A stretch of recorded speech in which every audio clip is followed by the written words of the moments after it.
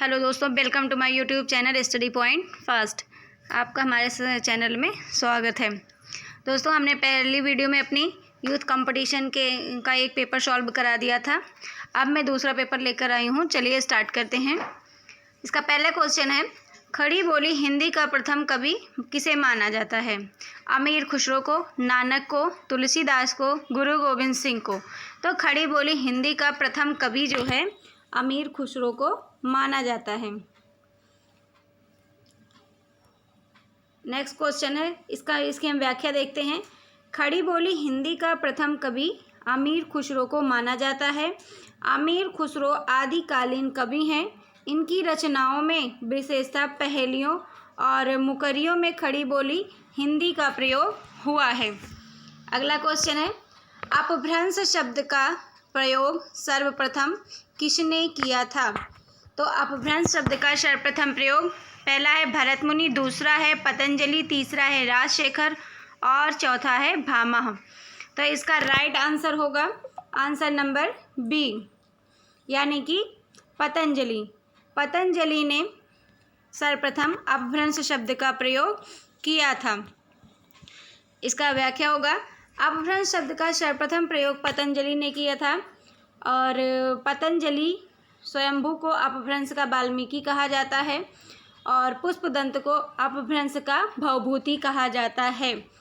अगला क्वेश्चन है, भरत मुनि ने अपभ्रंश को नाम दिया है, यानी कि क्या नाम दिया इन्होंने? तो भरत मुनि ने अपभ्रंश को देश भाषा का नाम दिया हुआ है।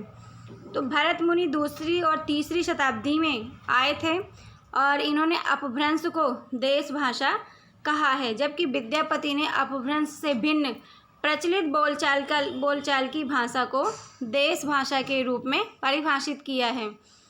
अगला है, जन्मकाल की दृष्टि से निम्नलिखित कवियों का सही क्रम है। जन्मकाल की दृष्टि से निम्नलिखित कवियों का सही क्रम है। तो इसका राइट आंसर क्या होगा? Answer number C, Chandbardai, Jagnik, अमीर खुसरो और श्रीधर। जन्मकाल की दृष्टि से आदिकालीन कवियों का सही क्रम निम्नलिखित है। जैसे चंदबरदाई 1168 से 1192 ईस्वी तक रहे थे, जगनिक 1173 में, अमीर खुसरो 1253 से 1325 और श्रीधर जो थे ये 14वीं सदी तक आए थे। पृथ्वीराज रासो के रचयिता का नाम बताइए। Option number A Chandbardai, B अमीर खुसरो, सी जगनिक और डी नरपतिनाला। तो पृथ्वीराज रासो के रचयिता कौन है? चंदबरदाई, यानी कि आंसर नंबर ए सही है, चंदबरदाई जी हैं। तो पृथ्वीराज रासो के रचयिता चंदबरदाई हैं। अमीर खुसरो ने मुकरियाँ, पहेलियाँ, खालिक बारी, दो सुखने, गज़ल की रचनाएं की हैं और जगनिक ने परमाल रासो की रचना की है। अगले क्वेश्चन पे चलते हैं। निम्नलिखित कौन सी श्रेणी कालक्रमानुसार सही है? बीशल देव रासो, पृथ्वीराज रासो, हम्मीर रासो, खुमार रासो, या बी वाला पृथ्वीराज रासो, बीशल देव रासो, हम्मीर रासो, खुमार रासो, या फिर सी खुमार रासो, बीशल देव रासो, पृथ्वीराज रासो, हम्मीर रासो, या फिर answer number D Hammir Raso, Prithviraj Raso, Bisal Dev Raso और खुमार रासो। अभी हमारे कुछ क्वेश्चंस रह रहे थे इधर, तो पहले हम इनको कर लेते हैं। नेक्स्ट क्वेश्चन है, इनमें से कौन सा ग्रंथ लौकिक चरित्र काव्य माना जाता है? तो आंसर नंबर ए सही है, यानी कि भविष्यत कहा। भविष्यत कहा को लौकिक चरित्र काव्य का माना जाता है। निम्नलिखित ग्रंथों में से लौकिक चरित्र काव्य यानी कि धनपाल कृत भविष्यत कहा को माना जाता है। नाथ संप्रदाय के प्रवर्तक इनमें से कौन थे? गोरखनाथ, महानाथ, चरपटनाथ और नेमिनाथ। तो इसका आंसर सही होगा answer number A, answer number A सही होगा। फिर नेक्स्ट है, महापुराण के रचनाकार कौन है? महापुराण के रचनाकार कौन है? पहला है अब्दुल रहमान, दूसरा है पुष्पदंत, तीसरा है धनपाल और चौथा है स्वयंभू। तो इसका राइट आंसर होगा पुष्पदंत। महापुराण के जो रचनाकार हैं वो पुष्पदंत है। इसकी व्याख्या देखते हैं। महापुराण आदिकालीन ग्रंथ है और इसके रचनाकार जो हैं, महापुराण जो है एक आदिकालीन ग्रंथ है, इसके रचनाकार पुष्पदंत हैं। इनकी और भी सारी रचनाएं हैं, जैसे तिरछठी, महापुरुष, गुणालंकार, चरियु, जसहर चरियु, तिरछठी, महापुरुष, गुणालंकार, महापुराण आदि, ये सारी इनकी रचनाएं हैं। अगला क्वेश्चन है, राहुल सांकृत्यायन ने हिंदी का पहला कवि किसे माना है? Number A Luipa, B Sabarpa, C Sarahpa, D Chandbardai. इसका सही आंसर होगा सरहपा। सरहपा को इन्होंने पहला कवि माना था। राहुल सांकृत्यायन ने हिंदी का पहला कवि सरहपा को माना है। इन्होंने सरहपा का समय 769 स्थिर किया है। बच्चन सिंह ने लिखा है कि आक्रोश की भाषा का पहला प्रयोग सरहपा में ही दिखाई देता है। अगला क्वेश्चन है हमारा, इन सिद्धों एवं नाथों में सबसे पुराने कौन हैं? ए सरहपा, बी मच्छेंद्रनाथ, सी कांडपा और डी जो है गोरखनाथ। तो इसका राइट आंसर होगा आंसर नंबर बी मच्छेंद्रनाथ। सिद्धों एवं नाथों में सबसे पुराने मच्छेंद्रनाथ हैं कि सिद्धों एवं नाथों में सबसे पुराने मच्छेंद्रनाथ हैं। सिद्धों से ही नाथ साहित्य की उत्पत्ति हुई थी, जिसके प्रणेता गोरखनाथ थे। सरहपा को हिंदी का प्रथम कवि माना गया है। किसे माना गया है? सरहपा को, जिनकी रचना दोहा कोश है। यानी कि दोहा कोश किसकी रचना है? सरहपा की रचना है। बीशल देवरासों की नायिका का क्या नाम है? पहला राजवती, बी रूपवती, सी मृडालवती, डी राजमती। तो इसका राइट आंसर होगा answer number D Rajmati. Answer number D Rajmati है। बीशल देवरासों की नायिका राजमती है। बीशल देवरासों 1212 में एक रासो साहित्य है, जिसके रचनाकार नरपति नाला हैं। आगे चलते हैं। आदिकालीन रासो साहित्य की प्रमुख प्रवृत्तियों से संबंधित कौन सा कथन सही नहीं है? इस साहित्य में राष्ट्र प्रेम का सुंदर चित्रण किया गया है। बी युद्धों का सजीव वर्णन इस साहित्य की अन्यतम विशेषता है। सी इसमें शौर्य और विलासिता का स्वाभाविक और जीवंत चित्रण हुआ है। डी श्रृंगार रस और वीर रस का एक साथ चित्रण इसकी महत्वपूर्ण विशेषता है। इसका राइट आंसर होगा आंसर नंबर ए, यानी कि इस साहित्य में राष्ट्र प्रेम का सुंदर चित्रण हुआ है। इस साहित्य में राष्ट्र प्रेम का सुंदर चित्रण किया गया। यह प्रवृत्ति रासो साहित्य की नहीं है। आदिकालीन रासो साहित्य की प्रमुख प्रवृत्तियां इस प्रकार हैं, जैसे युद्धों का सजीव वर्णन इस साहित्य की अन्यतम विशेषता है। इसमें शौर्य और विलासिता का स्वाभाविक और जीवंत चित्रण हुआ है। अगला क्वेश्चन देखते हैं। नेक्स्ट है, इनमें से कौन सा ग्रंथ लौकिक चरित काव्य माना जाता है? तो आंसर गैस कीजिए। नंबर ए है भविष्य कहा, बी है योगसार, सी परमात्म प्रकाश और डी है इसका पाहुड़ दोहा। तो राइट आंसर क्या होगा? इसका राइट आंसर होगा भविष्यत कहा। दिए गए विकल्पों में भविष्यत कहा ग्रंथ लौकिक चरित काव्य माना जाता है। भविष्यत कहा के लेखक धनपाल हैं। इसी तरीके से योगसार के लेखक जो इंदु हैं, परमात्म प्रकाश के लेखक भी जो इंदु हैं और पाहुड़ दोहा के लेखक मुनीराम सिंह हैं। नेक्स्ट है, विद्यापति इनमें से किस रचना के आधार पर मैथिल कोकिल कहलाए हैं? यानी कि मैथिल कोकिल किसे कहा जाता है? विद्यापति को कहा जाता है। और किस आधार पे कहा जाता है? तो इनकी एक फेमस रचना है पदावली, जिसके आधार पर ये माने जाते हैं। विद्यापति पदावली की रचना के आधार पर मैथिल कोकिल कहलाए हैं। और इनकी पदावली की रचना विद्यापति जी ने मैथिली भाषा में किया है। कीर्ति पताका एवं कीर्ति लता की रचना विद्यापति जी ने अवहट्ट भाषा में की है। विभिन्न विद्वानों ने विद्यापति को श्रृंगारी, भक्त एवं रहस्यवादी कवि माना है। तो कई सारे विद्वानों ने इन्हें अलग अलग तरीके से माना है। नेक्स्ट है, चंदनबाला रास के रचयिता कौन है? पहला है जिनधर्म सूरी, दूसरा है विजयसेन सूरी, तीसरा है जिनदत्त सूरी, चौथा है आशगु। तो इसका राइट आंसर होगा आंसर नंबर डी, यानी कि आशगु होंगे। चंदनबाला रास के रचयिता आशगु हैं। अन्य रचनाकारों की रचनाएं भी इस प्रकार से हैं, जैसे जिनधर्म सूरी स्थूलीभद्र रास, विजयसेन सूरी रेवंतगिरी रास, जिनदत्त सूरी उपदेश रसायन रास, चरचरी कालस्वरूप कुलक। ये सब इनकी रचनाएं हैं। अमावस के घरी झिलमिल चंदा, पूनम के घरी घूर, नाद के घरी बिंद गरजे, बाजत अनहद तूर। उपर्युक्त काव्यांश में अनहद नाद की स्थिति को व्यक्त करने वाले योगी संत का क्या नाम है? ए है जायसी, बी है गोरखनाथ, सी है जालंधर, डी है नामदेव। तो इसका राइट आंसर होगा गोरखनाथ, यानी कि आंसर नंबर बी। आगे चलते हैं। आदिकाल के कवि शरहपाद की काव्य परंपरा में विकसित नाथ पंथ के हठयोग का पल्लवन आगे चलकर इनमें से किस कवि में हुआ है? ए है जायसी, बी है तुलसीदास, सी कबीर और डी देवसेन। इसका सही आंसर होगा सी कबीरदास। आदिकाल के कवि शरहपाद की काव्य परंपरा में विकसित नाथ पंथ के हठयोग का पल्लवन आगे चलकर कबीरदास ने किया था।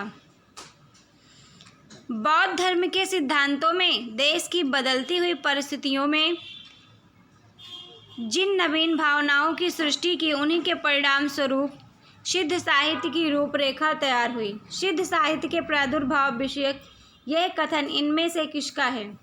ए है रामकुमार वर्मा, बी है धीरेन्द्र वर्मा, सी गणपति चंद्रगुप्त, डी मिश्र बंधु। इसका राइट आंसर होगा answer number A Ramkumar Verma. बौद्ध धर्म के सिद्धांतों में देश की बदलती हुई परिस्थितियों ने जिन नवीन भावनाओं की सृष्टि की, उन्हीं के परिणाम स्वरूप सिद्ध साहित्य की रूपरेखा तैयार हुई। सिद्ध साहित्य के प्रादुर्भाव विषयक यह कथन रामकुमार वर्मा जी का है। नागरी प्रचारणी सभा से प्रकाशित पृथ्वीराज रासों के संस्करण को प्रामाणिक मानने वाले विद्वान इनमें से कौन हैं? ए है रामचंद्र शुक्ल, बी है कर्नल टाड, सी है श्यामल दास और डी है गौरीशंकर हीरानंद ओझा। तो इसका राइट आंसर होगा बी कर्नल टाड। नागरी प्रचारणी सभा से प्रकाशित पृथ्वीराज रासों के संस्करण को प्रामाणिक मानने वाले विद्वान कर्नल टाड हैं। इसका व्याख्यांश दिया गया है, आप वीडियो पॉज करके देख सकते हैं। नेक्स्ट क्वेश्चन है इसका, निम्नलिखित में से कौन सी रचना शिलांकित है? ए वर्ण रत्नाकर, बी बसंत विलास, सी उक्ति व्यक्ति प्रकरण, डी राउल बेल। इसका राइट आंसर होगा answer number D, Raul Bel रचना शिलांकित है। इसकी रचना रोड़ा नामक कवि ने की है। यह रचना 10वीं से 11वीं शताब्दी की गद्य पद्य मिश्रित चंपू काव्य है। नक्सिक वर्णन की श्रृंगार परंपरा का आरंभ राउल बेल से ही माना जाता है। वर्ण रत्नाकर मैथिली हिंदी में रचित ज्योतिषर ठाकुर गद्य की प्रथम रचना है। इसका ढांचा विश्व कोशात्मक है। उक्ति व्यक्ति प्रकरण दामोदर शर्मा द्वारा रचित व्याकरण ग्रंथ है। अगला है, आदिकालीन साहित्य से संबंधित इनमें से कौन सा कथन सही नहीं है? पहला है दोहा आदिकालीन अपभ्रंश साहित्य का प्रमुख छंद है। दूसरा है दोहा कोशों और चर्या गीतों की भाषा शैली में कोई अंतर नहीं है। चर्या पद एक प्रकार के गीत होते हैं जो सामान्यतः अनुष्ठान के समय गाए जाते हैं। डी है आदिकालीन बौद्ध सिद्धों ने दोहा कोशों के साथ साथ चर्या पदों की रचना की है। इसका आंसर होगा आंसर नंबर बी।